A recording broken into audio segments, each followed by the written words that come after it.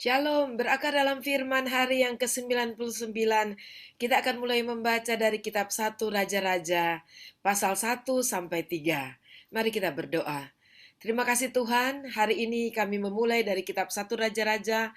Kami berdoa biar Tuhan memberkati kami. Kami dapat belajar dari hal-hal yang dilakukan oleh raja-raja orang Israel. Biarlah kami boleh menangkap kehendak-Mu bagi kami dalam pembacaan dan pendengaran firman Tuhan. Dalam nama Yesus kami berdoa. Amin. Pasal 1. Raja Daud telah tua dan lanjut umurnya, dan biarpun ia diselimuti, badannya tetap dingin. Lalu para pegawainya berkata kepadanya, "Hendaklah dicari bagi tuanku raja seorang perawan yang muda untuk melayani dan merawat raja. Biarlah ia berbaring di pangkuanmu sehingga badan tuanku raja menjadi panas." Maka di seluruh daerah Israel dicarilah seorang gadis yang cantik, dan didapatlah Abishag, gadis Sunem, lalu dibawa kepada raja. Gadis itu amat cantik dan ia menjadi perawat raja dan melayani dia, tetapi raja tidak bersetubuh dengan dia.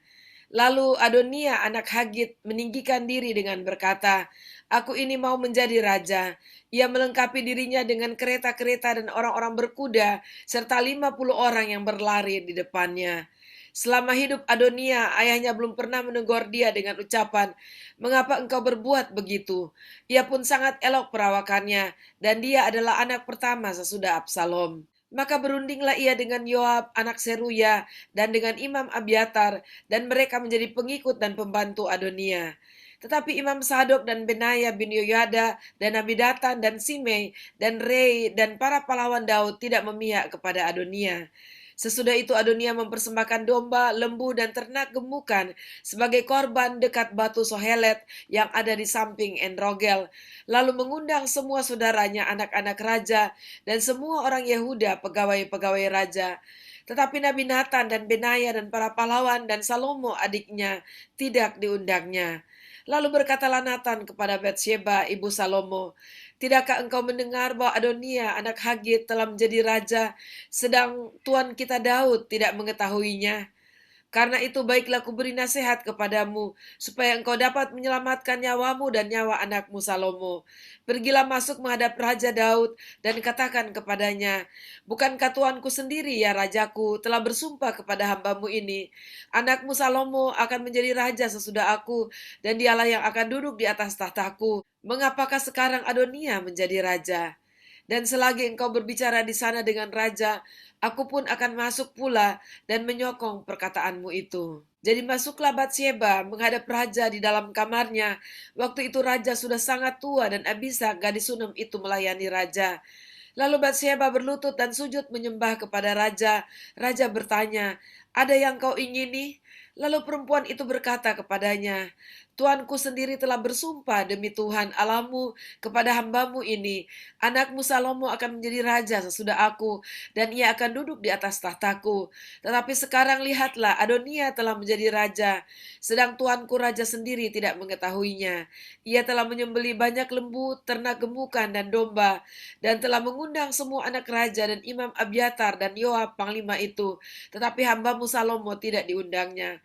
Dan kepadamulah ya tuanku raja, tertuju mata seluruh orang Israel, supaya engkau memberitahukan kepada mereka siapa yang akan duduk di atas tahta tuanku raja sesudah tuanku. Nanti aku ini dan anakku Salomo dituduh bersalah segera sesudah tuanku raja mendapat perhentian bersama-sama dengan nenek moyangnya."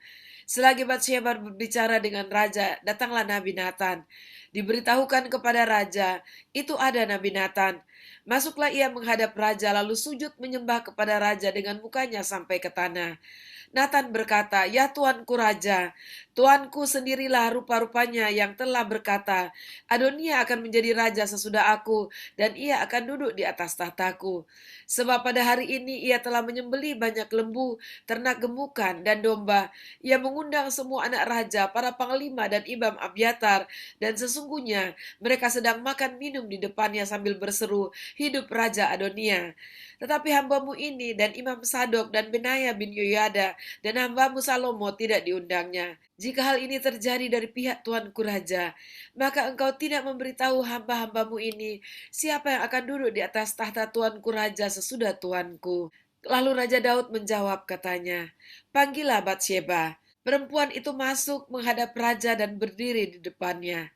Lalu raja bersumpah dan berkata, "Demi Tuhan yang hidup yang telah membebaskan nyawaku dari segala kesesakan, pada hari ini aku akan melaksanakan apa yang kujanjikan kepadamu demi Tuhan Allah Israel dengan sumpah ini.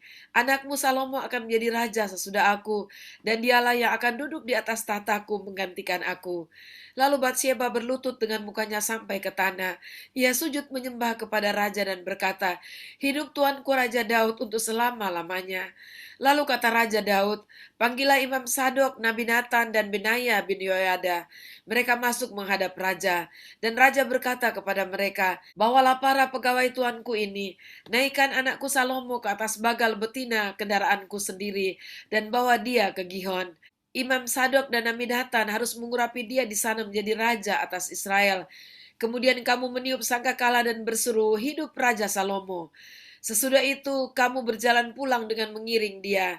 Lalu ia akan masuk dan duduk di atas tahtaku, sebab dialah yang harus naik tahta menggantikan aku, dan dialah yang kutunjuk menjadi raja atas Israel dan Yehuda."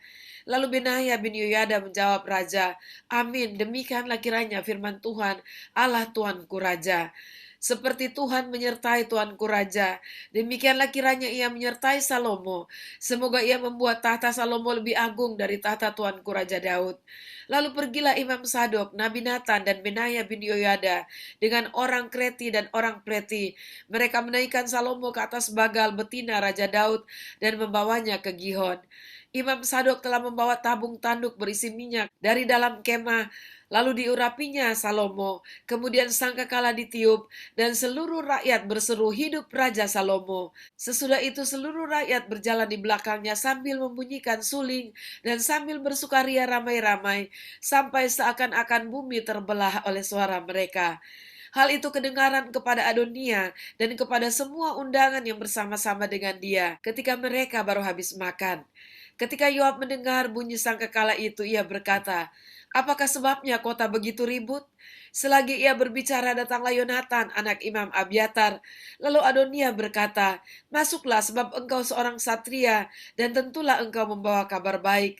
Tetapi Yonatan menjawab Adonia, "Tidak, Tuan kita Raja Daud telah mengangkat Salomo menjadi raja. Raja telah menyuruh supaya Imam Sadok dan Aminatan dan Benaya bin Yoyada dengan orang Kreti dan orang Pleti menyertai Salomo, dan mereka menaikkan dia ke atas bagal betina raja. Imam Sadok dan Aminatan mengurapi dia di Gihon menjadi raja, dan dari sana mereka sudah pulang dengan bersukaria, sehingga kota menjadi ribut. Itulah bunyi yang kamu dengar tadi.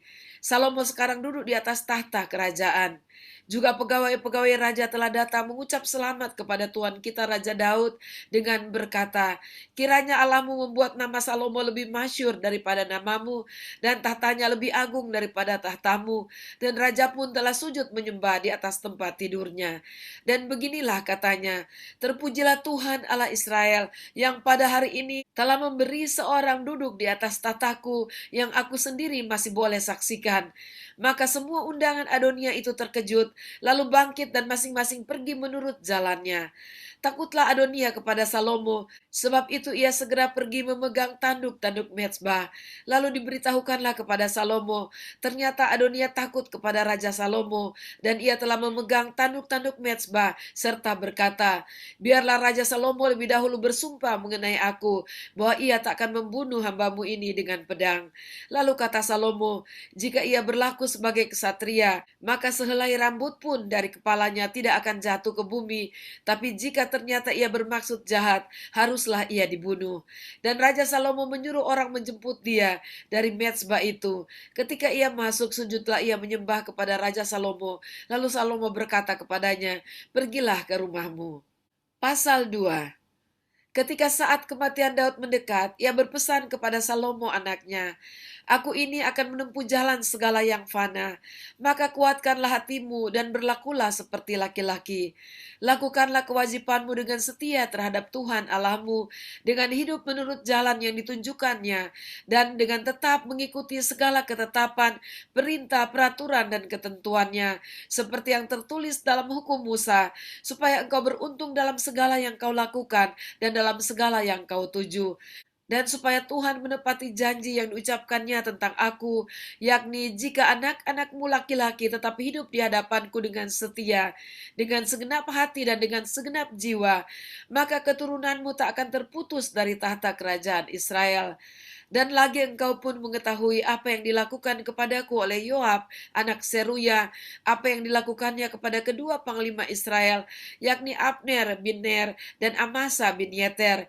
Ia membunuh mereka dan menumpahkan darah dalam zaman damai, seakan-akan ada perang, sehingga sabuk pinggangnya dan kasut kakinya berlumuran darah. Maka bertindaklah dengan bijaksana, dan janganlah biarkan yang ubanan itu turun dengan selamat ke dalam dunia orang mati. Tetapi kepada anak-anak Barsilai, orang Gilead itu, haruslah kau tunjukkan kemurahan hati.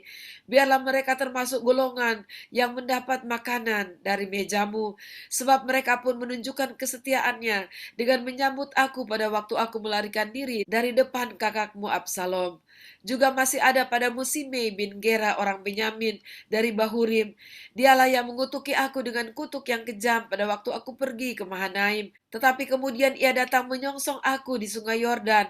Dan aku telah bersumpah kepadanya demi Tuhan, takkan kubunuh engkau dengan pedang. Sekarang janganlah bebaskan dia dari hukuman, sebab engkau seorang yang bijaksana dan tahu apa yang harus kau lakukan kepadanya untuk membuat yang ubanan itu turun dengan berdarah ke dalam dunia orang mati.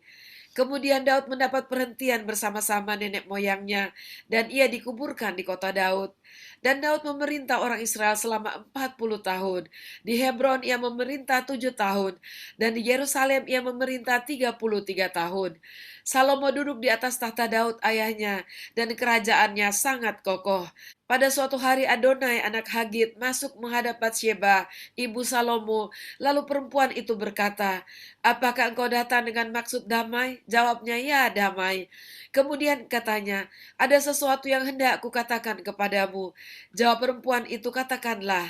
Lalu katanya, "Engkau sendiri tahu bahwa akulah yang berhak atas kedudukan raja, dan bahwa seluruh Israel mengharapkan supaya aku menjadi raja. Tetapi sebaliknya kedudukan raja jatuh kepada adikku, sebab dari Tuhanlah ia mendapatnya. Dan sekarang, satu permintaan saja aku sampaikan kepadamu, janganlah tolak permintaanku." Jawab perempuan itu kepadanya, "Katakanlah." Maka katanya, "Bicarakanlah kiranya dengan Raja Salomo, sebab ia tidak akan menolak permintaanmu, supaya Abishag gadis Sunem itu diberikannya kepadaku menjadi istriku." Jawab Batsyeba, "Baik, aku akan membicarakan hal itu untuk engkau dengan raja." Batsyeba masuk menghadap Raja Salomo untuk membicarakan hal itu untuk Adonia. Lalu bangkitlah raja mendapatkannya serta tunduk menyembah kepadanya. Kemudian duduklah ia di atas tahtanya, dan ia menyuruh meletakkan kursi untuk bunda raja. Lalu perempuan itu duduk di sebelah kanannya. Berkatalah perempuan itu, "Suatu permintaan kecil saja yang kusampaikan kepadamu, janganlah tolak permintaanku." Jawab raja kepadanya, "Mintalah, ya ibu, sebab aku tidak akan menolak permintaanmu." Kata perempuan itu, "Biarlah Abishag gadis Sunem itu diberikan kepada kakakmu Adonia menjadi istrinya." Tetapi Raja Salomo menjawab ibunya, "Mengapa engkau meminta hanya Abishag gadis Sunem itu untuk Adonia? Minta jugalah untuk kedudukan raja. Bukankah dia saudaraku yang lebih tua, dan di pihaknya ada Imam Abiatar dan Yoab, anak Seruya?" Lalu bersumpahlah Raja Salomo demi Tuhan, "Beginilah kiranya Allah menghukum aku bahkan lebih daripada itu, jika Adonia tidak membayarkan nyawanya dengan permintaan ini. Oleh sebab itu demi Tuhan yang hidup, yang menegakkan aku dan mendudukan aku di atas tahta Daud ayahku, dan yang membuat bagiku suatu keluarga seperti yang dijanjikannya. Pada hari ini juga Adonia harus dibunuh." Lalu Raja Salomo menyerahkan hal itu kepada Benaya bin Yoyada. Orang ini memancung dia sehingga mati. Dan kepada Imam Abiatar raja berkata, "Beginilah, pergilah ke Anatot, ke tanah milikmu, sebab engkau patut dihukum mati. Tetapi pada hari ini, aku tidak akan membunuh engkau, oleh karena engkau telah mengangkat tabut Tuhan Allah di depan Daud ayahku, dan oleh karena engkau telah turut menderita dalam segala sengsara yang diderita ayahku." Lalu Salomo memecat Abiatar dari jabatannya sebagai imam Tuhan. Dengan demikian Salomo memenuhi firman Tuhan yang telah dikatakannya di Silo mengenai keluarga Eli. Ketika kabar itu sampai kepada Yoab, memang Yoab telah memihak kepada Adonia, sekalipun ia tidak memihak kepada Absalom. Maka larilah Yoab ke kemah Tuhan, lalu memegang tanduk-tanduk mezbah. Kemudian diberitahukanlah kepada Salomo bahwa Yoab sudah lari ke kemah Tuhan dan telah ada di samping mezbah. Lalu Salomo menyuruh Benaya bin Yoyada, pergilah pancung dia. Benaya masuk ke dalam kemah Tuhan serta berkata kepadanya, beginilah kata raja, keluarlah. Jawabnya, tidak, sebab disinilah aku mau mati. Lalu Benaya menyampaikan jawab itu kepada raja, katanya, beginilah kata Yoab dan beginilah jawabnya kepadaku. Kata raja kepadanya, perbuatlah seperti yang dikatakannya. Pancunglah dia dan kuburkanlah dia. Dengan demikian engkau menjauhkan daripadaku dan daripada kaum kuno darah yang ditumpahkan Yoab dengan tidak beralasan. Dan Tuhan akan menanggungkan darahnya kepadanya sendiri, karena ia telah membunuh dua orang yang lebih benar dan lebih baik daripadanya. Ia membunuh mereka dengan pedang, dengan tidak diketahui ayahku Daud, yaitu Abner bin Ner, panglima Israel, dan Amasa bin Yeter, panglima Yehuda. Demikianlah darah mereka akan ditanggungkan kepada Yoab dan keturunannya untuk selama-lamanya. Tetapi Daud dan keturunannya dan keluarganya dan tahtanya akan mendapat selamat daripada Tuhan sampai selama-lamanya. Maka berangkatlah Benaya bin Yoyada, lalu memancung dan membunuh Yoab. Kemudian dia dikuburkan di rumahnya sendiri di padang gurun. Raja mengangkat Benaya bin Yoyada menggantikan Yoab menjadi kepala tentara, dan raja mengangkat Imam Sadok menggantikan Abiatar. Kemudian raja menyuruh memanggil Simei dan berkata kepadanya, dirikanlah bagimu sebuah rumah di Yerusalem, diamlah di sana dan janganlah keluar dari sana kemana-manapun. Sebab ketahuilah sungguh-sungguh bahwa pada waktu engkau keluar dan menyeberangi sungai Kidron, pastilah engkau mati dibunuh dan darahmu akan ditanggungkan kepadamu sendiri. Lalu berkatalah Simei kepada raja, baiklah demikian, seperti yang tuanku raja katakan, demikianlah akan dilakukan hambamu ini. Lalu Simei diam di Yerusalem beberapa waktu lamanya. Dan sesudah lewat 3 tahun, terjadilah bahwa dua orang hamba Simei lari kepada Akis bin Maka, Raja Gad. Lalu diberitahukan kepada Simei, ketahuilah kedua orang hambamu ada di Gad. Maka berkemaslah Simei, dipelanainya keledainya, dan pergilah ia ke Gad, kepada Akis untuk mencari hambanya itu. Lalu Simei pulang dan membawa mereka dari Gad. Ketika diberitahukan kepada Salomo bahwa tadinya Simei pergi dari Yerusalem ke Gad dan sekarang sudah pulang, maka raja menyuruh memanggil Simei dan berkata kepadanya, bukankah aku telah menyuruh engkau bersumpah demi Tuhan dan telah memperingatkan engkau begini? Ketahuilah sungguh-sungguh bahwa pada waktu engkau keluar dan pergi kemana-mana pun, pastilah engkau mati dibunuh. Dan engkau telah menjawab, baiklah demikian, aku akan mentaatinya. Mengapa engkau tidak menepati sumpah demi Tuhan itu dan juga perintah yang kuperintahkan kepadamu? Kemudian kata raja kepada Simei, engkau sendiri tahu dalam hatimu segala kejahatan yang kau perbuat kepada Daud ayahku, maka Tuhan telah menanggungkan kejahatanmu itu kepadamu sendiri. Tetapi diberkatilah kiranya Raja Salomo dan kokohlah tahta Daud di hadapan Tuhan sampai selama-lamanya. Raja memberi perintah kepada Benaya bin Yoyada, lalu keluarlah Benaya dan pancungnya Simei sehingga mati. Demikianlah kerajaan itu kokoh di tangan Salomo. Pasal 3. Lalu Salomo menjadi menantu Firaun Raja Mesir. Ia mengambil anak Firaun dan membawanya ke kota Daud, sampai ia selesai mendirikan istananya dan rumah Tuhan dan tembok sekeliling Yerusalem. Hanya bangsa itu masih mempersembahkan korban di bukit-bukit pengorbanan, sebab belum ada didirikan rumah untuk nama Tuhan sampai pada waktu itu. Dan Salomo menunjukkan kasihnya kepada Tuhan dengan hidup menurut ketetapan-ketetapan Daud ayahnya. Hanya ia masih mempersembahkan korban sembelihan dan ukupan di bukit-bukit pengorbanan. Pada suatu hari raja pergi ke Gibeon untuk mempersembahkan korban, sebab disitulah bukit pengorbanan yang paling besar. 1.000 korban bakaran dipersembahkan Salomo di atas mezbah itu. Di Gibeon itu Tuhan menampakkan diri kepada Salomo dalam mimpi pada waktu malam. Berfirmanlah Allah, mintalah apa yang hendak kuberikan kepadamu. Lalu Salomo berkata, Engkaulah yang telah menunjukkan kasih setiamu yang besar kepada hambamu Daud ayahku, sebab ia hidup di hadapanmu dengan setia, benar, dan jujur terhadap engkau. Dan engkau telah menjamin kepadanya kasih setia yang besar itu, dengan memberikan kepadanya seorang anak yang duduk di tahtanya seperti pada hari ini. Maka sekarang ya Tuhan Allahku, engkaulah yang mengangkat hambamu ini menjadi raja menggantikan Daud ayahku, sekalipun aku masih sangat muda dan belum berpengalaman. Demikianlah hambamu ini berada di tengah-tengah umatmu yang kau pilih, suatu umat yang besar, yang tidak terhitung dan tidak terkira banyaknya. Maka berikanlah kepada hambamu ini hati yang faham menimbang perkara, untuk menghakimi umatmu dengan dapat membedakan antara yang baik dan yang jahat.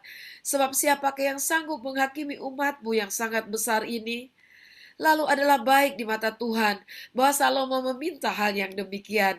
Jadi berfirmanlah Allah kepadanya, oleh karena engkau telah meminta hal yang demikian dan tidak meminta umur panjang atau kekayaan atau nyawa musuhmu, melainkan pengertian untuk memutuskan hukum, maka sesungguhnya aku melakukan sesuai dengan permintaanmu itu. Sesungguhnya aku memberikan kepadamu hati yang penuh hikmat dan pengertian, sehingga sebelum engkau tidak ada seorang pun seperti engkau, dan sesudah engkau takkan bangkit seorang pun seperti engkau. Dan juga apa yang tidak kau minta, aku berikan kepadamu, baik kekayaan maupun kemuliaan, sehingga sepanjang umurmu takkan ada seorang pun seperti engkau di antara raja-raja. Dan jika engkau hidup menurut jalan yang kutunjukkan dan tetap mengikuti segala ketetapan dan perintahku, sama seperti ayahmu Daud, maka aku akan memperpanjang umurmu. Lalu terjagalah Salomo, ternyata ia bermimpi. Sekembalinya ke Yerusalem, berdirilah ia di hadapan tabut perjanjian Tuhan. Dipersembahkannya korban-korban bakaran dan korban-korban keselamatan. Kemudian ia mengadakan perjamuan bagi semua pegawainya. Pada waktu itu masuklah dua orang perempuan sundal menghadap raja, lalu mereka berdiri di depannya. Kata perempuan yang satu, "Ya tuanku, aku dan perempuan ini diam dalam satu rumah, dan aku melahirkan anak pada waktu dia ada di rumah itu. Kemudian pada hari ketiga sesudah aku, perempuan ini pun melahirkan anak. Kami sendirian, tidak ada orang luar bersama-sama kami dalam rumah, hanya kami berdua saja dalam rumah. Pada waktu malam anak perempuan ini mati, karena ia menidurinya. Pada waktu tengah malam ia bangun lalu mengambil anakku dari sampingku, sementara hambamu ini tidur. Dibaringkannya anakku itu di pangkuannya, sedang anaknya yang mati itu dibaringkannya di pangkuanku. Ketika aku bangun pada waktu pagi untuk menyusui anakku, tampaklah anak itu sudah mati. Tapi ketika aku mengamat-amati dia pada waktu pagi itu, tampaklah bukan dia anak yang kulahirkan. Kata perempuan yang lain itu, bukan, anakkulah yang hidup dan anakmulah yang mati. Tetapi perempuan yang pertama berkata pula, bukan, anakmulah yang mati dan anakkulah yang hidup. Begitulah mereka bertengkar di depan raja. Lalu berkatalah raja, yang seorang berkata anakkulah yang hidup ini, dan anakmulah yang mati. Yang lain berkata bukan, anakmulah yang mati dan anakkulah yang hidup. Sesudah itu raja berkata, ambilkan aku pedang. Lalu dibawalah pedang ke depan raja. Kata raja, penggalah anak yang hidup itu menjadi dua, dan berikanlah setengah kepada yang satu, dan yang setengah lagi kepada yang lain. Maka kata perempuan yang empunya anak yang hidup itu kepada raja, sebab timbullah belas kasihannya terhadap anak itu. Katanya, ya Tuanku, berikanlah kepadanya bayi yang hidup itu, jangan sekali-kali membunuh dia. Tetapi yang lain itu berkata, supaya jangan untukku ataupun untukmu penggalah. Tetapi raja menjawab, katanya, berikanlah kepadanya bayi yang hidup itu, jangan sekali-kali membunuh dia, dia itulah ibunya. Ketika seluruh orang Israel mendengar keputusan hukum yang diberikan raja, maka takutlah mereka kepada raja, sebab mereka melihat bahwa hikmat daripada Allah ada dalam hatinya untuk melakukan keadilan. Demikianlah pembacaan dan perenungan firman kita pada saat ini. Raja Salomo melakukan apa yang benar. Dia membereskan keadaan-keadaan yang ada dalam transisi dari Raja Daud ke Raja Salomo ke dirinya. Lalu kemudian sesudah itu dia mempersembahkan korban kepada Tuhan. Dan Tuhan menyenangi apa yang dilakukan oleh Raja Salomo.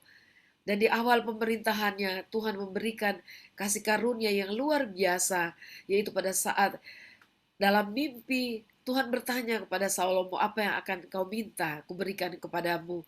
Dan Salomo meminta hikmah, dan itu terbukti di dalam kasus yang pertama, yang sungguh-sungguh menaikkan nama Raja Salomo, dan dia dihormati, karena mereka melihat ada hikmat Tuhan, dan ada penyertaan Tuhan. Marilah kita belajar seperti Salomo, tidak mementingkan harta kekayaan dan hal-hal duniawi di hadapan Tuhan, tapi meminta pengertian, hikmat, dan akal budi. Seperti di bagian lain firman Tuhan katakan, ajarlah kami menghitung hari-hari kami sedemikian, sehingga kami diberi hati yang bijaksana, sehingga kita bisa hidup sesuai dengan apa yang dikehendaki Tuhan. Mari kita berdoa. Terima kasih Tuhan buat hari ini kami belajar dari apa yang dilakukan oleh Raja Daud di akhir hidupnya dan juga Salomo di awal pemerintahannya. Sungguh pada saat hati seseorang melekat kepada Tuhan, maka dia akan melihat penyertaan Tuhan dan segala hal yang terbaik dari Tuhan dinyatakan. Dan tolonglah kami agar kami sedemikian rupa dapat memperkenankan Engkau dalam kehidupan kami. Terima kasih ya Tuhan, dalam nama Yesus kami berdoa. Amin. Puji Tuhan, sampai jumpa besok. Tuhan Yesus memberkati.